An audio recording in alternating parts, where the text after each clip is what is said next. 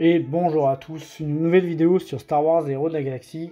Donc je fais une vidéo pour présenter le personnage de Ahsoka Fulcrum.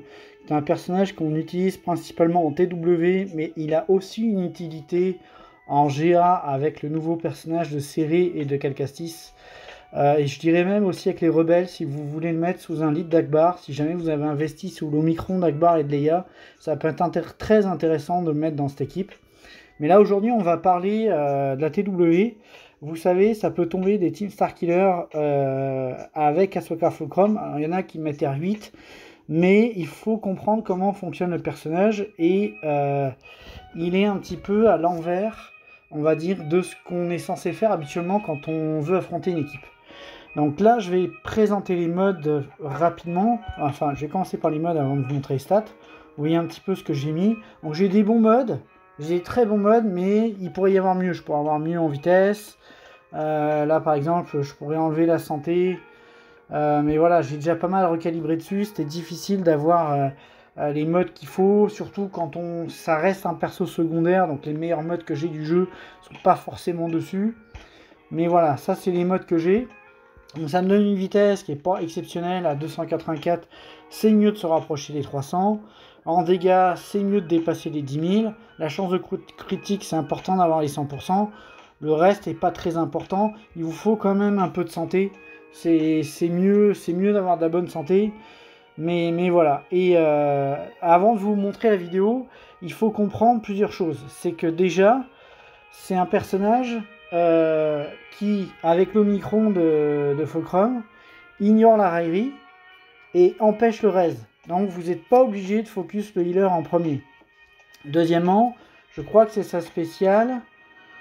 Voilà, la cible ne peut pas esquiver cette attaque. C'est-à-dire que la basique est esquivable, la spéciale n'est pas esquivable. C'est important de le savoir parce que si vous affrontez des Starkillers avec par exemple des raies dedans qui gagnent de l'esquive à non plus finir, bah, si vous faites la spéciale, ça va la toucher, quoi qu'il arrive. Je vais vous montrer la vidéo, je vais pas commenter la vidéo, mais ce qu'il faut retenir, c'est que, pourquoi est-ce que je dis que c'est une mécanique qui marche à l'envers?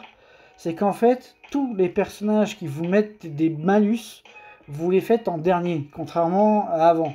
Donc l'idéal, le turn order que je vais montrer dans la vidéo, c'est le turn order idéal. C'est-à-dire, vous faites en premier Juani. En deuxième, vous pouvez enlever Starkiller directement.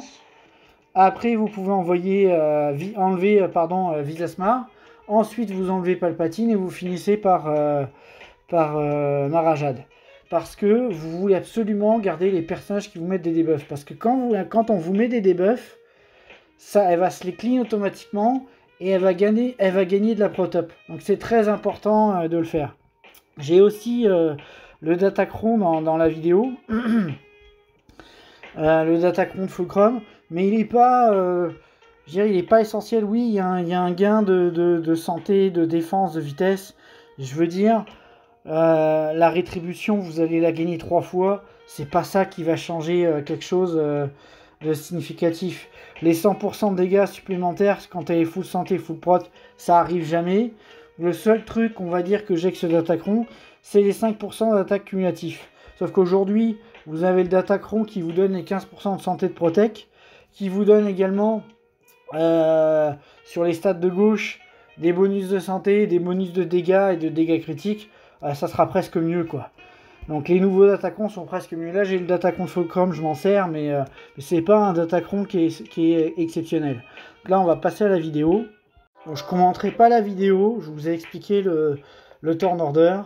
Et puis ben j'espère que ça va vous plaire. Dites-moi en commentaire si ça vous a aidé. Enfin en tout cas vous pourrez pas le tester à cette TW, mais pour les prochaines vous me direz ce que vous en pensez. Je vous dis à bientôt.